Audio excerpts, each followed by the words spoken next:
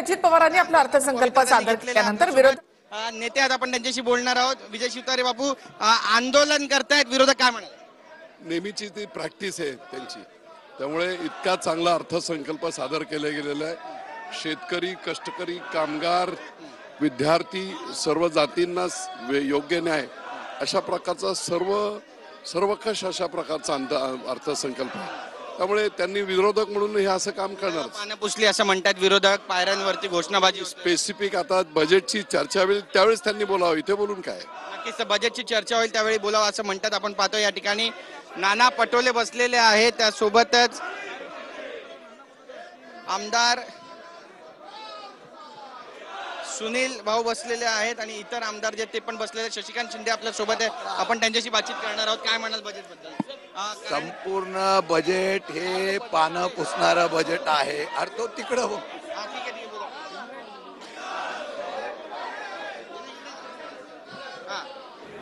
संपूर्ण बजेट पूर्णपणाने निराशाजनक आहे. शेतकरी, सर्वसामान्य जनतेला पानं पुसणार आहे. अजिबात कुठल्या योजना नाही. तुटीचा अर्थसंकल्प दिलेला आहे आणि फक्त लाडकी बहीण याला 30,000 कोटी दिलेत. बाकीच्या ठिकाणी 3-3 हजार कोटी फक्त तरतूद केलेली आहे. पूर्ण खाती, पूर्ण मंत्री हे संपूर्ण कोलॅप्स झालेला आहे. भूमिका काय असणार आहे विरोधक म्हणून तुमची? नाही, भूमिका सरळ आहे ना, साधा आहे. छत्रपती शिवाजी महाराजांचा उल्लेख केला आणि छत्रपती शिवाजी महाराजांचा उल्लेख केला आणि त्या स्मारकाचा सुद्धा तिथं अजिबात तरतुदीची भाषा केली नाही. छत्रपतीचा महाराष्ट्र आहे. आम्ही 100% शेतकऱ्यांसाठी आणि सर्वसामान्य जनतेसाठी अन्याय करणाऱ्या सरकारचा आवाज उठवणार. उद्योजकांना यातून काही दिलासा मिळतो असं तुम्हाला वाटतं? अजिबात नाहीये. उलट उद्योजकावर त्यांनी कारवाया केलेल्या आहेत. उद्योजकांना फक्त आश्वासन दिले आहेत, पण बाकीच्या ह्याच्यावर जे ते शुल्क वाढवलेले आहे. व्यवसाय काय करणार? मोटर वाहनावर तुम्ही शुल्क वाढवला, तो उद्योगाशी संबंधित आहे ना, कसं होणार आहे? संपूर्ण फेल्युअर अर्थसंकल्प असं माझं मत आहे. आज आक्रमक झाले सगळे विरोधक, महाविकास आघाडी आहे.